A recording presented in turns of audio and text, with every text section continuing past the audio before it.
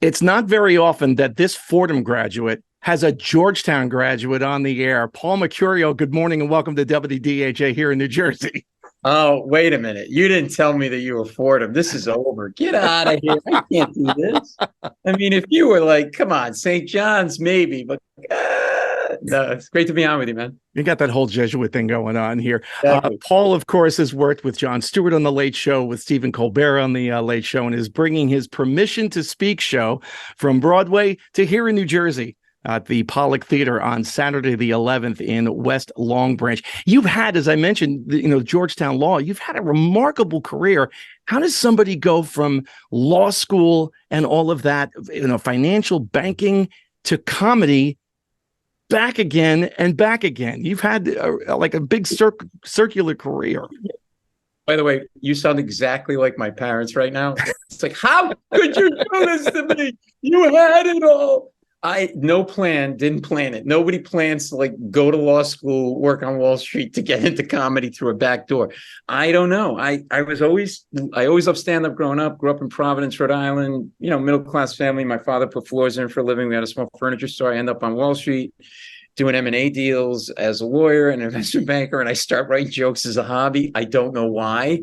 And then I get invited to this private function, and Jay Leno's the private entertainment. So I had all these jokes written, like 10 pages of jokes. And I'm like, screw it. I printed them out and I go up to him after his show. And I had a thing that I go, hey, I don't know if you need jokes, but I'm never going to use these. You can have them. And he's like, okay. And it's like head. That's exactly. I started laughing. It was like a balloon, So he takes them, and I think he was really nice. And then a couple of days later, my phone rings. And this is on the other end of my phone. It's Jay Leno. Is Paul there? And I'm like, there's no way Jay Leno is calling me, right? So I think it's my friend David, who likes to pull pranks. And I start going, look, David, I don't have time for this. I'm in the middle of this merger deal. I'm getting hammered for it. No, it's really Jay Leno. I go, stop it. I go, no. And I go, and I go, let me you do. I actually said to Jay Leno, oh yeah, if this is Jay Leno, well then you do a lousy Jay Leno. And he's like, I think I do a pretty good me. I'm like, oh my God, it's Jay Leno. And then he hired me to send in jokes for the Tonight Show monologue. And then the following week, he did one of my jokes on the Tonight Show and paid me $50 for the joke. And it just blew my head off my shoulders. And that started the whole thing. And then I started living a secret double life where I was a comedian at night and a comic and a lawyer banker by day. And then eventually it was like, I got to, jump into the pool here or quit. So I remember going to my girlfriend, who's now my wife at the time. And I said, sheepishly, I got something to tell you. What? I think I want to leave Wall Street to go into comedy. And she looked at me and goes, that better be your first joke. Are you still paying off law school, though? I just finished. Thanks for reminding me of that. You're a really depressing guy. This is why I don't like Fordham guys. Okay. Yeah, no, it's been a slog. I had to unravel my life. Sold our apartment that we owned in Manhattan and started over again and everything. But and people always say to me, "Did you know you're going to be a comedian?" I'm like, "No, I didn't know. Of course not." They go, "Were you funny?" And I'm like, "Well, now looking back, I was always the funniest lawyer in my law firm." Which isn't saying much. It's kind of like saying you're the sexiest IT guy. It's just not saying much. You know what I mean? So yeah, that's how it started. So for listeners who aren't familiar with the Permission to Speak show, tell us what goes on in this show. So this was born out of my stand-up. I just always found it unnatural to go on stage and just start launching the jokes. I like to talk to the audience. And it started just with quick little, what they call crowd work. But then the more questions you ask, you interview people, you get stories from people, and everybody has a story. And some Broadway producers saw me doing this, and Frank Oz, the director, who, is created the Muppets with Jim Henson, directed Dirty Rotten Scoundrels, Bowfinger. They saw me doing this, so they said, "Were those people plants?" I'm like, "No." They go, "How does it always work out?" I'm like, "I think everybody has a story, and you just talk to them." And so I was getting these amazing stories. We turned it into a Broadway show. Now we're taking it out on a national tour, and it's launching at the Pollak Theatre at Monmouth University in West Long Branch. And the stories have been crazy. Like I had this one woman. I said, "What's your name?" All I said is, "What's your name?" She goes, "Nydia." I go, "Lydia?" She goes, "No, Nydia." I go, "That's a unique name. How'd you get that name?" She goes, "Oh, well, She starts laughing. I know there's a story. She goes, well, my father got my mother pregnant with me, but at the same time was having an affair with a woman named Nydia. So he named me after the woman he was having an affair with. Wow. And everybody did what you did. They went, oh my God. And then, there's this guy, Travis, who was so great. 36-year-old guy with polio.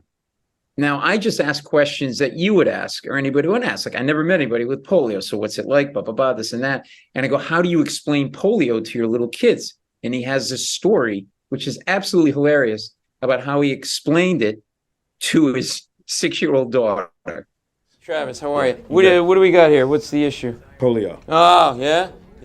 When kids are younger, I would go to the school plays. Obviously, kids would be like, hey, is that your dad? Is he RoboCop? Blah, blah, blah.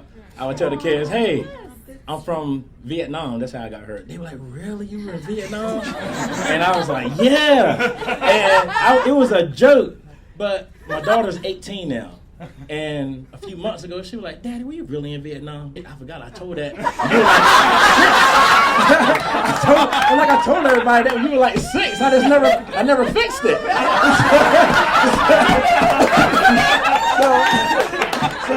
So you can see, like, that is his story, right? Like, he says, oh, I'm a Vietnam guy. And then she forgets he tells the story.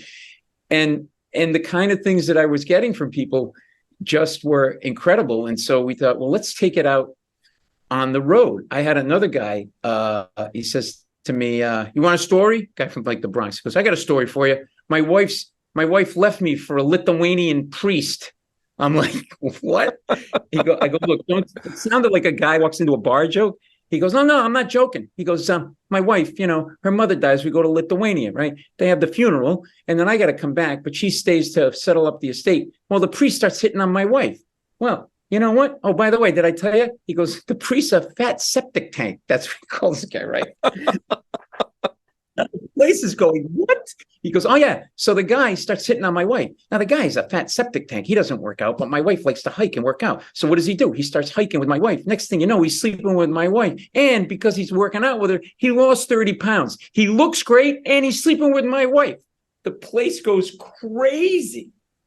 So it's just been incredible. And then there's another clip here of a guy, really quick clip of a guy who comes out to his mother and what his mother ends up saying to him, which is priceless.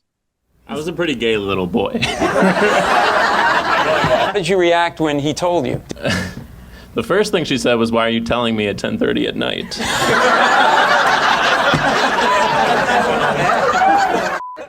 So there you go. I mean, you can't predict somebody saying that to their son when they say, hey, Ma, I'm gay, right? So it's been really fun, and we're getting these great stories. So how do you prep for something like that? Because you have no idea what the other person's going to say.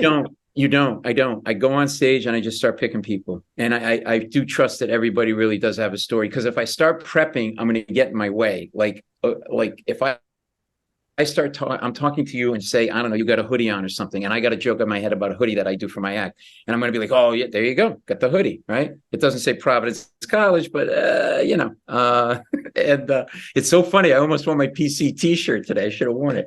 And if I start planning, then I'm not listening, and then you said something great and I missed it, right? You interview people, you got to pay attention, right? Like, so you could say, yeah, and then. Yesterday I saved 6 babies from a well. And I go right by that because I'm thinking about my hoodie joke. And then everybody's like, no. He just said he saved 6 babies in a well. So it's just, I do have total faith in mankind that if you're over the age of 6, you have a story. And we just kind of create a comfortable atmosphere. I'm not going to be mean to you. We're just going to talk. So come on stage. And it's like we're hanging out in somebody's giant basement, having a couple of beers and telling stories with each other. And the premise of the show is we're disconnected from each other. We're nameless, we're faceless, we're divisive at times. But if we share stories, we realize we have more in common than we think. And maybe we're not so disconnected, and maybe we're not so divisive. It's not a political show. It's not that. But it is about like people realizing, hey, you know what? That person's life is as screwed up as mine. I am, you know what I mean? And then they end up talking to each other after the show. It's really great to see people after the show connecting with each other too. So unlike you, I actually have to do prep for my work. And in doing the prep, I came across the interview you did with Stephen Colbert, where you mentioned that Stephen had Paul McCartney on. You ran into Paul McCartney. As a result of Paul being on the Colbert Show, you got Paul on your podcast. As a result of you being on my show, can I get Paul from you on my show? Hang on a second. Hey, Paul. You're on the show. What?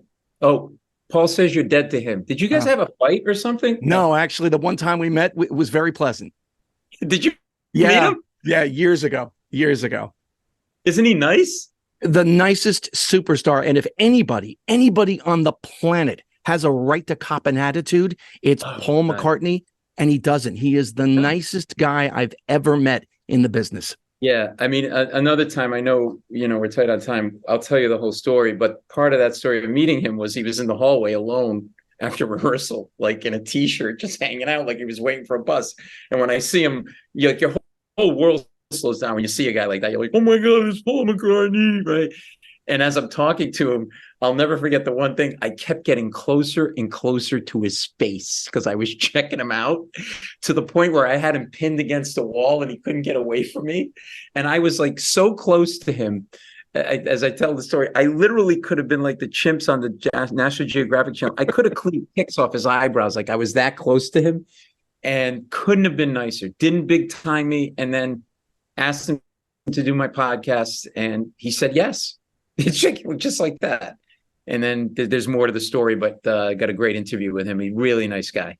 Permission to speak with Paul Mecurio. It comes to the Pollak Theatre at Monmouth University on Saturday, November 11th. You can get your tickets and all the information you need at paulmecurio.com/tour. Mecurio is M-E-C, leave the extra R out, M-E-C-U-R-I-O. Paul, thank you so much for your time this morning and best of luck with the show. Oh, thank you. Thanks. Hey, you should come to the show. We'll share a story. I'm the last guy you want on that stage. No, that's exactly why I want you on that stage. All right, go Friars. Woo!